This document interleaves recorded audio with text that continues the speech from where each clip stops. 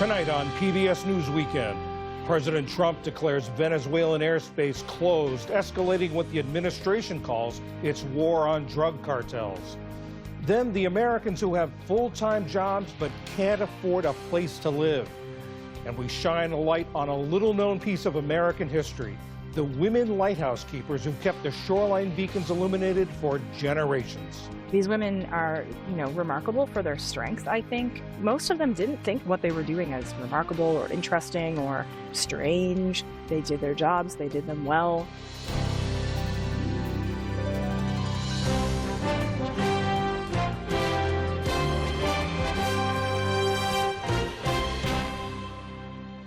Major funding for PBS News Weekend has been provided by...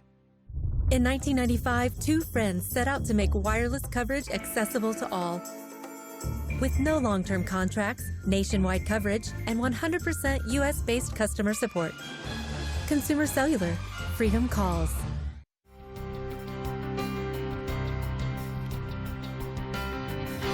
The ongoing support of these individuals and institutions.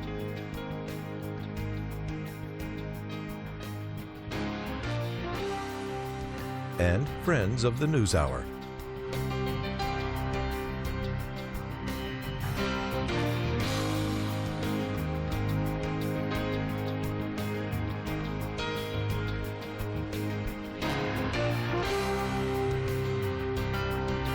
This program was made possible by the contributions to your PBS station from viewers like you. Thank you.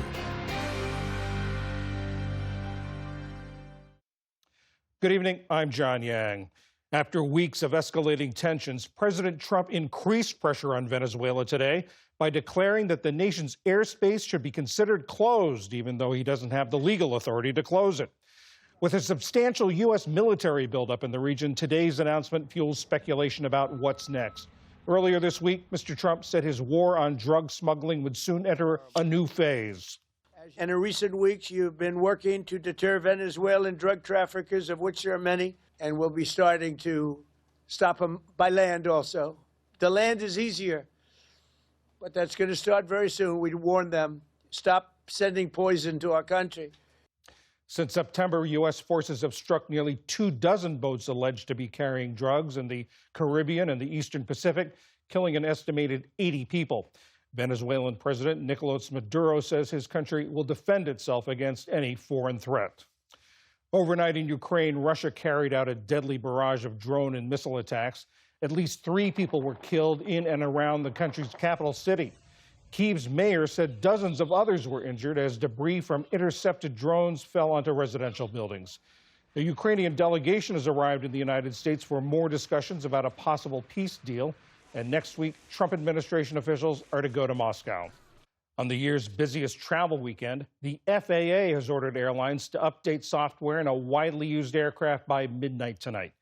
Airbus issued a software fix for about 6,000 of its A320 family of jets after an analysis found that solar radiation bursts may corrupt key data needed for flight controls. They say that's likely why a JetBlue flight suddenly lost altitude last month, sending more than a dozen people to hospitals.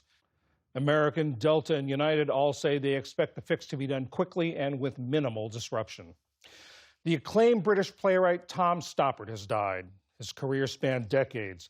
He won 5 Best Play Tony Awards, the first in 1968 for the absurdist twist on Hamlet, Rosencrantz and Guildenstern Are Dead. His last in 2023 for the drama Leopoldstadt. He also won a screenwriting Oscar for 1998's Shakespeare in Love.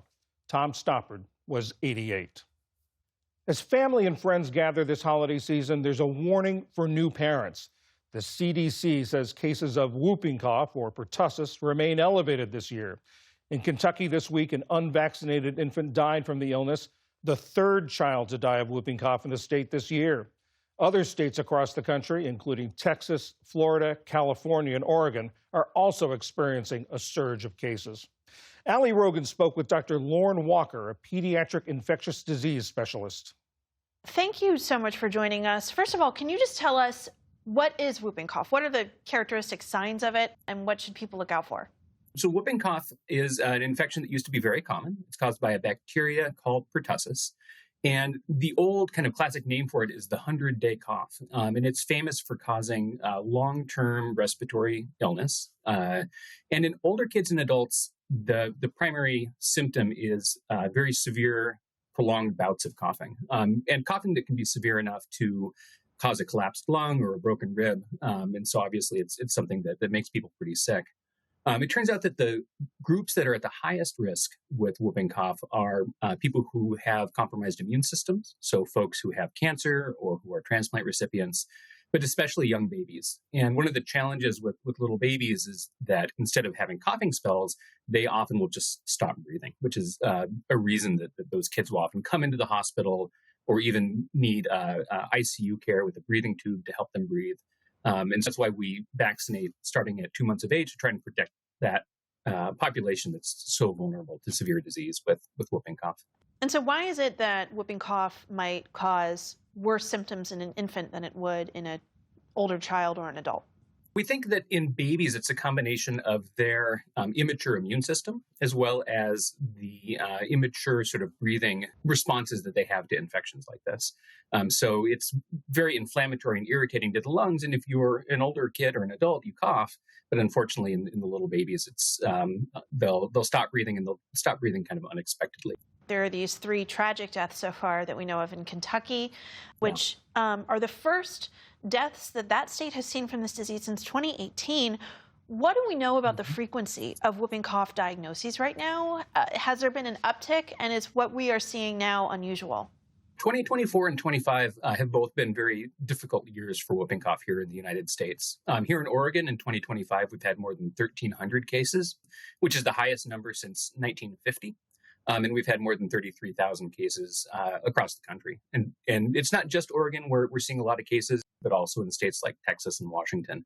We've been seeing unusually high numbers of whooping cough cases. So the CDC says that these whooping cough numbers are higher even than they were before the pandemic. Why do you think that is? Unfortunately, the rates of vaccination against whooping cough have been falling for years, even going back prior to the COVID pandemic. Currently in Oregon, 1 out of every 5 2-year-olds hasn't completed their full whooping cough series of vaccinations.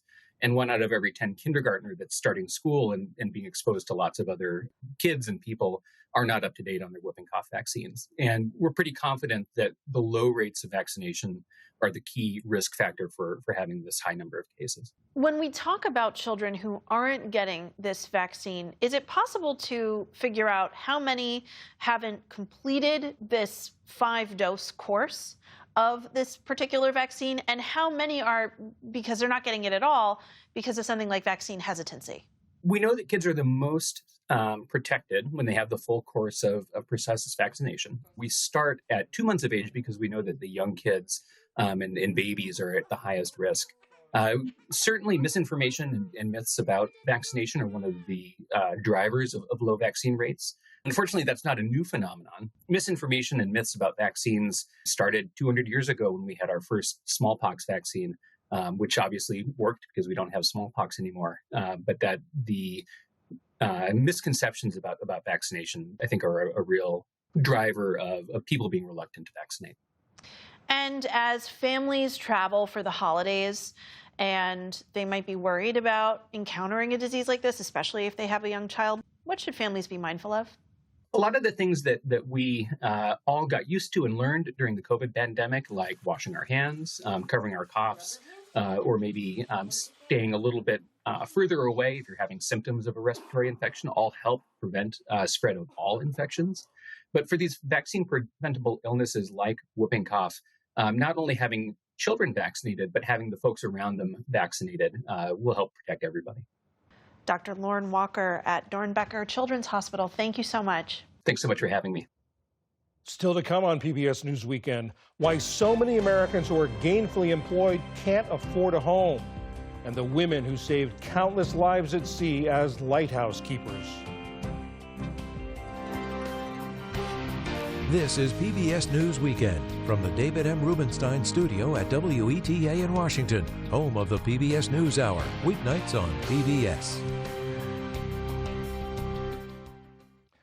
The skyrocketing cost of living has left millions of people working at full-time jobs or a number of part-time jobs still unable to afford a place to live. Ali Rogan is back with her conversation with journalist Brian Goldstone, author of There Is No Place for Us, about this growing nationwide crisis. Thank you so much for joining us. In your work, you've come to know many people who may have more than one job, but have come into circumstances where they cannot afford to keep a roof over their heads. Certainly, each person has a unique story, but are there any common threads in their experiences that you've been able to identify? Yeah, absolutely. I do argue in my book that in cities across America today, in one city after another, a low-wage job really is homelessness waiting to happen. And what they have in common is they all belong to the low-wage workforce. And it's not just that their wages are too low to keep up with the skyrocketing cost of having a place to live. It's also that the jobs themselves have become increasingly volatile and precarious, where they often don't know how many hours they're going to be getting from one week to the next. Their employers give them 29 hours a week because at 30 they would be eligible for basic benefits like health insurance or sick leave. And yeah, the cost of housing, rents are just very, very quickly outpacing what their incomes are. So that's kind of the backdrop that that defines these people's existence. For a long time, the stereotypical perception of homelessness is that it is something that happens to people on the fringes of society, and that may have never been accurate. But what have you found out in your reporting about the reality of what it's like to be without a home?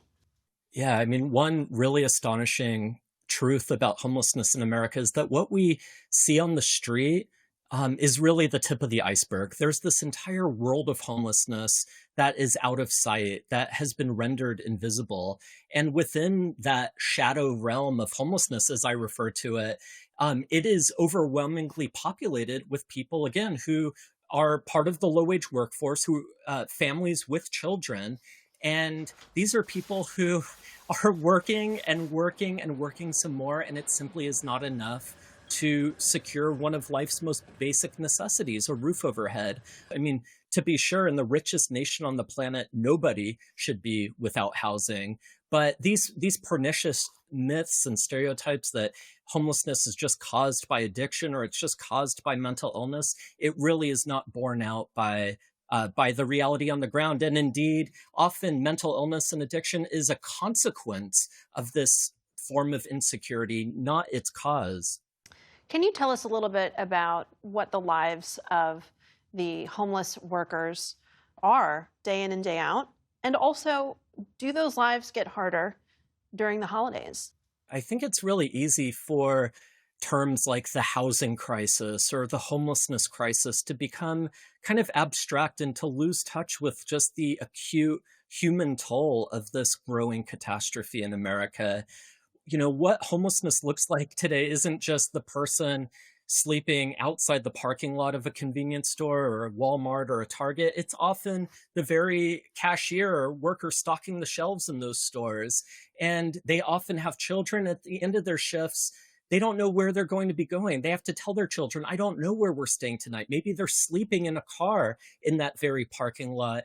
And, there's a term that public health experts use to refer to the kind of stress that children and parents are exposed to in these circumstances. And that term is toxic stress. This is stress that is so chronic, so debilitating, that it can fundamentally alter a child's long-term development. That is the human toll of this insecurity. And it is the consequence. It's the toll of what has happened when millions, not hundreds of thousands, but millions of families in this country have been flung into what a case manager in my book refers to as the housing Hunger Games. You've cited a number of deficiencies across all sorts of categories that are failing people, but what institutions here need to change? Is this a failure of government, of industry, all of the above? How do you see it? Yeah, I think it is all of the above. What I found in my reporting in the course of kind of immersing myself in the day-to-day lives of 5 families here in Atlanta where I live over a period of nearly 6 years, it's not just the housing system, which prioritizes profits above all else. It's not just work and jobs and wages that aren't keeping up with the cost of living. It's also other systems like healthcare, a lack of affordable childcare, the education system, food insecurity. All of these systems sort of collide to make this human disaster not just possible, but in many ways predictable and inevitable. Brian Goldstone, author of There Is No Place for Us. Thank you so much. Oh, thank you for having me.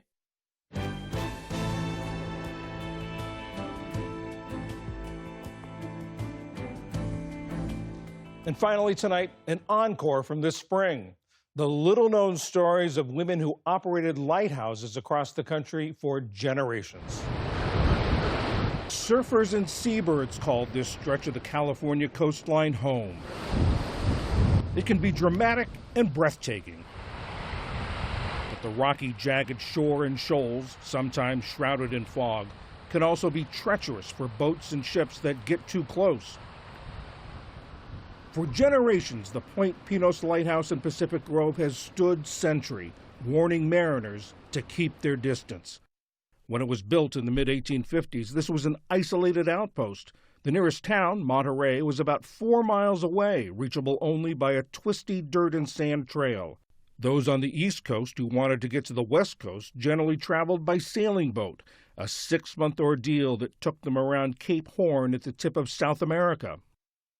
This is the oldest continuously operating lighthouse on the U.S. Pacific Coast. 2 women have been principal lighthouse keepers here, dating back to 1856, when Charlotte Layton became the first woman to have that job on the West Coast. Charlotte Layton, who was the first, took over when her husband was killed. She sort of knew what to do, and she was widowed, and the people around the local community wanted her to have a job so she wouldn't be destitute. Nancy McDowell is the docent coordinator at Point Pinos. How did her husband die? He was with the group that went out to the house where this bandit was, and he went to the back door, and that's where the bandit came out and shot the 3 of them that were back there. And that's how she lost her husband, but also became the head keeper. Yes. These are sort of unheralded pioneers doing this. Right. We think it's wonderful, and especially that she got the same pay as her husband had. It was one of the first non-clerical government jobs open to women. Over the years, there were scores of women lighthouse keepers from coast to coast. One of my grandfathers worked at a lighthouse here in Nova Scotia, so I've always been fascinated. Shauna McDonald of Cape Breton University in Canada works to shine a light on the women who ran lighthouses. There were hundreds of women from the 18th, but really 19th and 20th centuries who kept lighthouses in the United States. Most of them, however, would not have been official keepers. So the official number is somewhere around 200. 200 is more than I had imagined. Did that number surprise you? Absolutely. I mean, I'm someone who's always been interested in women's history and women's lives. And I sort of felt ashamed that it hadn't ever occurred to me, even though I had been researching lighthouses, when I realized how many women had done this work or had been involved in some way. So from here you can see the original lens up there. And at Point Pinos, the second woman to be principal lighthouse keeper was Emily Fish. She had the job from 1893 to 1914. She hopefully had a time to sit, maybe resting during the day after being up all night with the lamp. The widow of a physician, she was known as the socialite keeper. She entertained guests at the lighthouse in her fashionable sitting room. Maybe you'd like to go up and see where she went. Sure. From her room to take care of the light. And so it's narrow steps, but it goes up to a ladder, and we can even go up the ladder. Oh, goodness. Just like the keepers would have had to do. We're going up the ladder to the lantern room. So we see this vista, and this light is going out 17 miles in this entire direction? Yes. However many degrees this is all the way around. It's not 360. because this little part's gone, and I'm not sure how many that is. But it goes everywhere except in the fog. And I don't know how far it does go. It depends on how thick the fog is, I suspect. By 1990, all U.S. lighthouses had been automated, eliminating the need for keepers. Lighthouse keeping was not a terribly posh job, despite the exception of someone like Emily Fish. These were mostly working class people. These were not easy jobs. And while we might look at lighthouses today as places of beauty where we go to learn about history or we love to paint or take pictures of, at the time they were just another necessary technology that everyone relied upon. North of Point Pinos, across Monterey Bay, is Santa Cruz, once home to another important lighthouse run by a woman. Laura Hecox was the principal lighthouse keeper there from 1883 to 1917. She was also a naturalist, amassing an impressive collection of specimens from the area. Ida Lewis was arguably the best-known U.S. woman lighthouse keeper. She made it onto the cover of Harper's Weekly in 1869. She ran the Lime Rock Lighthouse in Rhode Island's Newport Harbor. She did a lot of rescuing. So that's how she came to be known, by rowing out in her rowboat and rescuing people who had gotten into some kind of trouble on the water. She began at the age of 15 because her father had fallen ill. And so he just sort of supervised, and she did the work until she was an elderly woman. By all accounts, she was a tiny woman, but she was able to do these wonderful things. So she was famous in her time. But then I also love women who haven't gotten as much attention. Laura Hedges, she kept a lighthouse in New Jersey for a while when her husband had fallen ill. And then I was able to visit the National Archives and find the logs where I can see Laura Hedges having been the keeper in 1925 and 1926. And the day that her husband passed, she simply had written in the log, "Keeper died," and the time, and the rest of the log is weather and sailing reports. Her husband dies, she makes a note of it, but she keeps on working. She keeps on her job.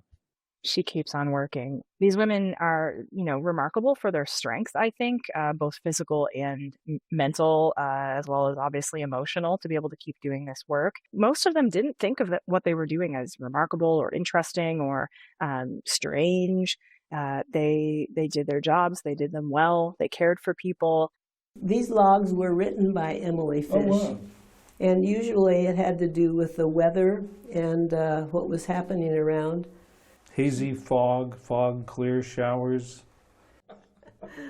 Lots. 89 years old, Nancy McDowell is determined to keep a spotlight on the stories of these women keepers, just as they and those like them around the country kept their shoreline beacons illuminated. And that is PBS News Weekend for this Saturday. I'm John Yang. For all of my colleagues, thanks for joining us. See you tomorrow. Major funding for PBS News Weekend has been provided by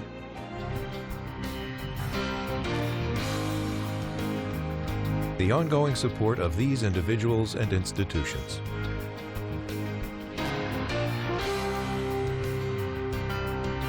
This program was made possible by the contributions to your PBS station from viewers like you. Thank you.